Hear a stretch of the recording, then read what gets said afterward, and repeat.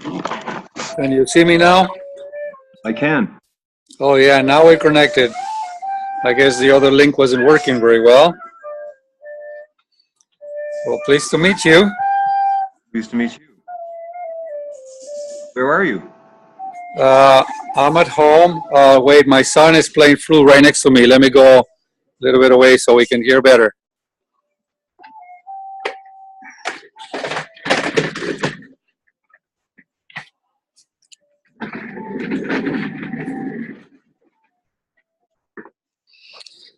Okay. Which country? It's better. Which country are you in? USA, and you? I'm in Canada. Canada. Just neighbors.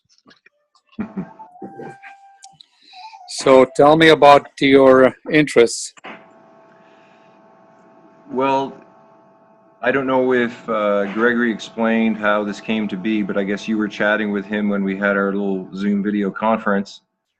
And then I was getting an understanding of his game with the 24 steps, where each step is like a move. And sort of like this is like a move by us, where you have now entered into my little world from his world. And we begin to share knowledge in unique, different ways because of this tool, and because of, I guess, the need of the moment for consciousness to take a new direction for our species. Okay. Yeah, I met Gregory through a fellow named Rohit.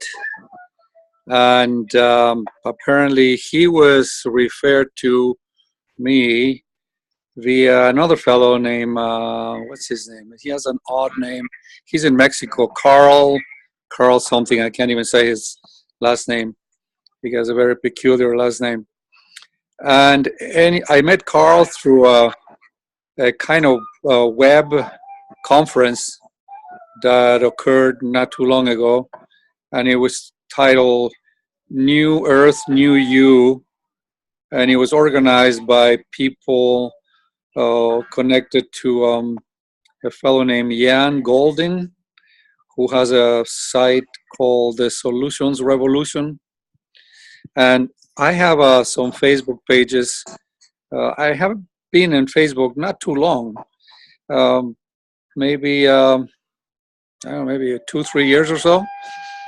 And I used to avoid all electronics because I thought, yeah, they're okay, but I like to have more interpersonal connections, and we have to try to use the internet, but not allow the virtual reality to be dominant. And but people are reusing all these electronic tools now, and I decided to try it. A friend of mine helped me get onto Facebook, and I've been learning how to use it. But my project has been developing for almost 50 years. I started, well, I've been thinking about this since I was very, very young, actually. All my life, looking, I grew up in South America, and where I lived, I could see I had a whole mountain to myself, and I could see the city below, and I could see that there were two cities, an invisible city that had been built on top of it. The new city had been built on top of it. The Spanish city, the colonial city, had been built on top of the indigenous city. But you could still see some of the rocks and the materials that were the original materials of the pre-Hispanic city. And so my imagination has always been very active. And I grew up trying to understand rather, those two worlds, those two realities, the pre-Columbian reality, the natural reality, as I call it now, and then the invented reality of the civilization that is now dominant throughout the world. And so this dominant civilization's plan is to conquer nature, to colonize new worlds. And that process of colonization and conquest of this hemisphere is still going on today. So at about 15 years old, the country where I was born, Ecuador, was in great turmoil, and my parents decided to leave. My father had lost everything, all his business and everything, and so life became very, very difficult. And so my parents moved to live in the United States, and then brought us all here. And I've been here since I was 15 years old. When I finished high school at 18 years old, I decided to travel.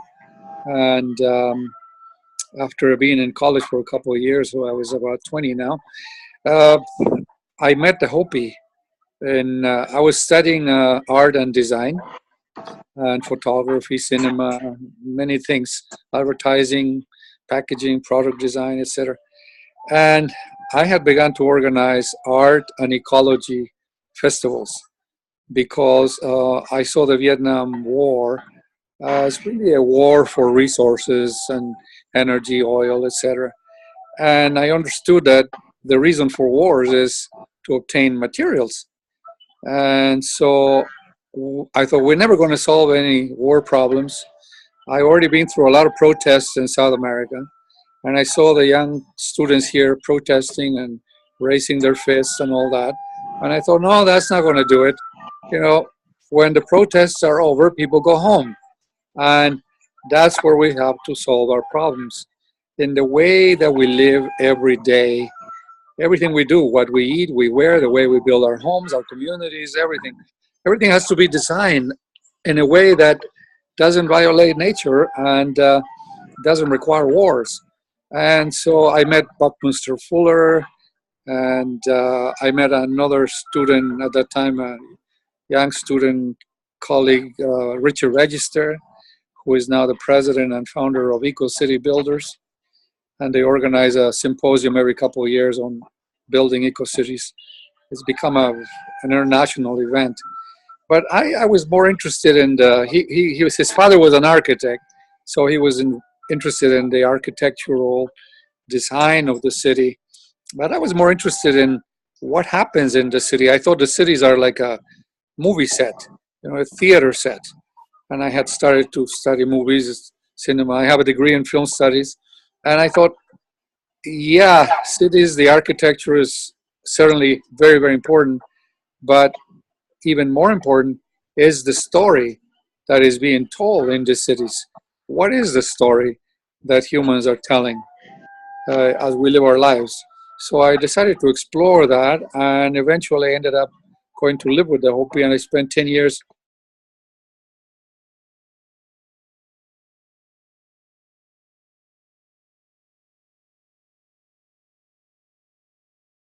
To make the story short, so I've been developing this thing that I call the community of life on Earth reality game. Sorry to interrupt, but if you could back up to, you said you started living with the Hopi for 10 years, because that's the screen froze. Yeah, so I went to live with the Hopi because I was designing very sophisticated electronic equipment that would make music and musical sounds and light patterns without having to be touched. So it would be like a musical instrument that was able to sense your brain waves and all your energies, physical, mental, emotional, and translated it into patterns of light and sound. But all depended on electricity. So I began to study how is electricity made, where do they make it? And then I learned that in the Southwest, Arizona, New Mexico, there is a complex of a lot of power plants that supplied electricity to the entire Southwest and the West of the United States. Many states get electricity from there. And so I went to study that, and I met the Hopi and learned their struggle to protect their villages from the coal mining and uranium mining that are used to make electricity. And I realized that, wow, the stories that I used to write about, I've been writing a movie. My movie is a never-ending process. It's an experiment to try to synchronize people's dreams and imagination so that we all can dream the same dream. We can be conscious that uh, the dream, here, I don't know how they call it in Canada, but in the United States, they call it the American dream. I don't know if that's familiar to you or not, but the American dream means the life of the United States, this so-called advanced, technologically advanced, wealthy nation, powerful nation, and military and capitalism and all the rest of it.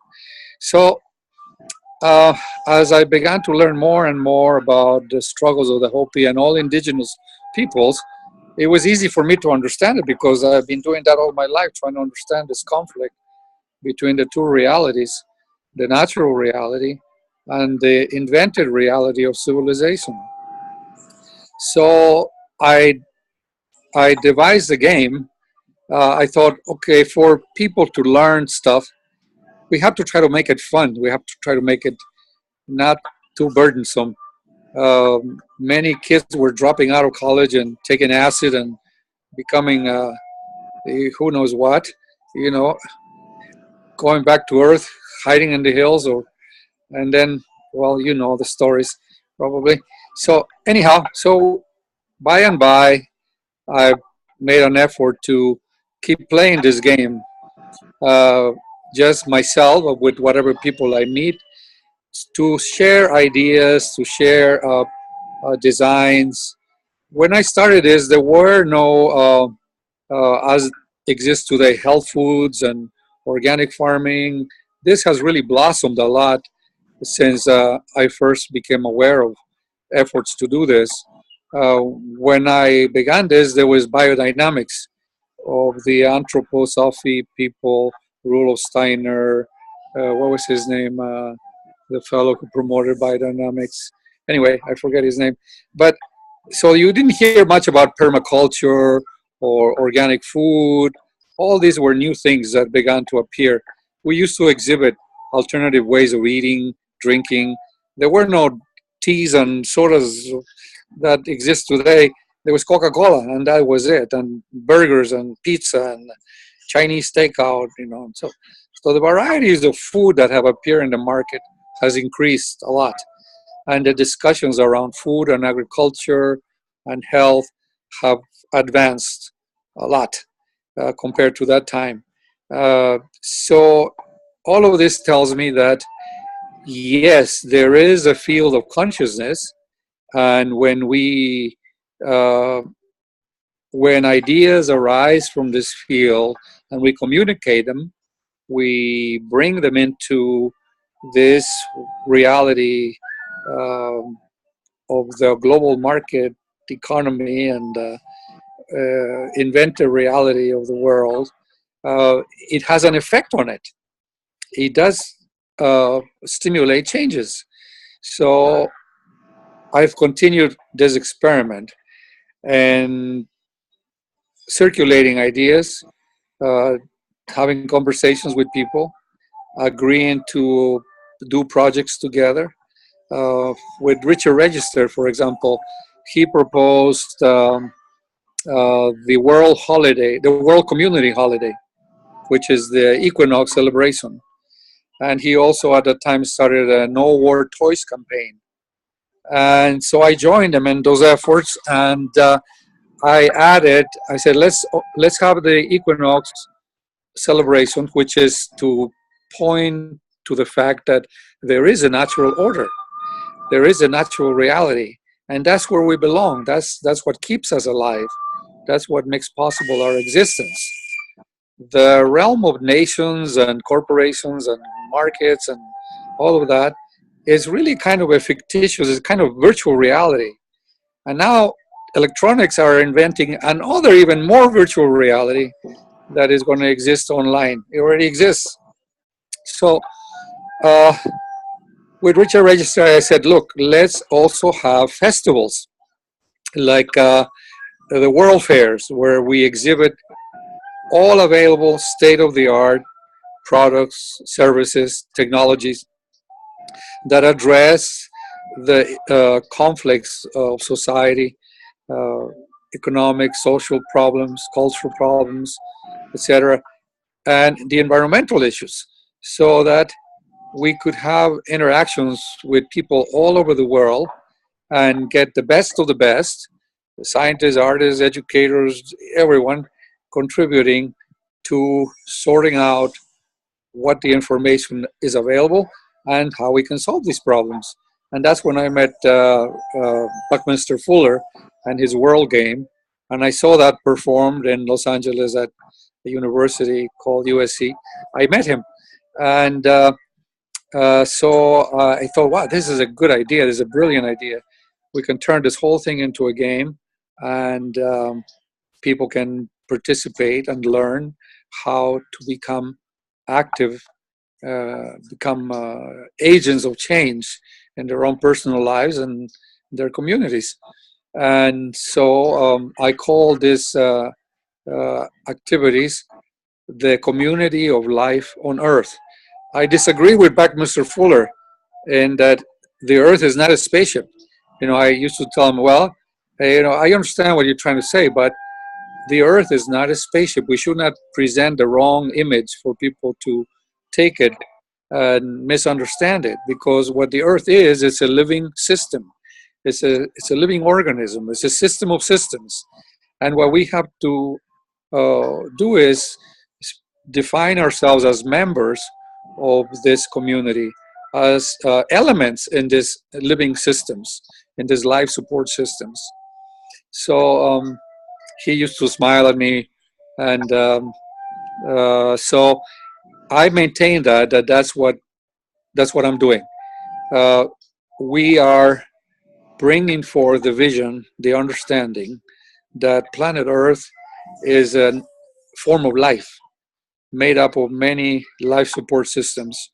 And within those natural life support systems, humans have designed and built life support systems that are cities and all that goes with the cities and so on. So we have two types of life support systems, the human built and the natural. But they're not congruent right now. The human designed life support systems have become a burden on the planet. They're not integrated. And we just had a major disaster here in this area, fire and floods and mudslides, and people died, and hundreds of homes were destroyed. And so this is the kind of events that we're trying to prevent. The Hopi described all of these events, the global warming, the pollution of the oceans, the rivers, the decimation of forests, and so on. Everything has been described very precisely in the Hopi prophecies. And we are at the point that they call the time of purification, when we have the opportunity to merge the technology, to harness the technology, and to use it to restore the fertility of the earth, to restore the natural life support systems of the planet. So that's my project.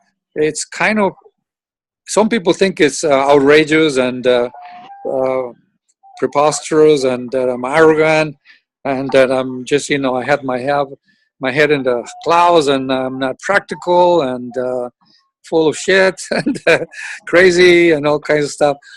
I said, look, what I'm saying is, we don't need to go to Mars or other planets to build colonies, because we can't even behave here.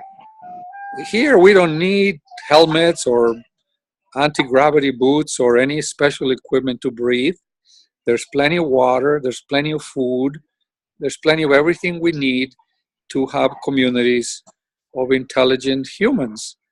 If we cannot demonstrate that here on Earth, where it's easier, how can we possibly go to Mars, where it will be very difficult? Humans who go to Mars would have to be super advanced, super intelligent, super social, and super everything. And we don't have those humans right now. We don't have them. I mean, look at the president of the United States and the president of Korea. That's the kind of humans we have right now. Well, I think there's over 7 billion of us, and hopefully there's a few of them that meet your qualifications. But yeah, there are a lot of good people.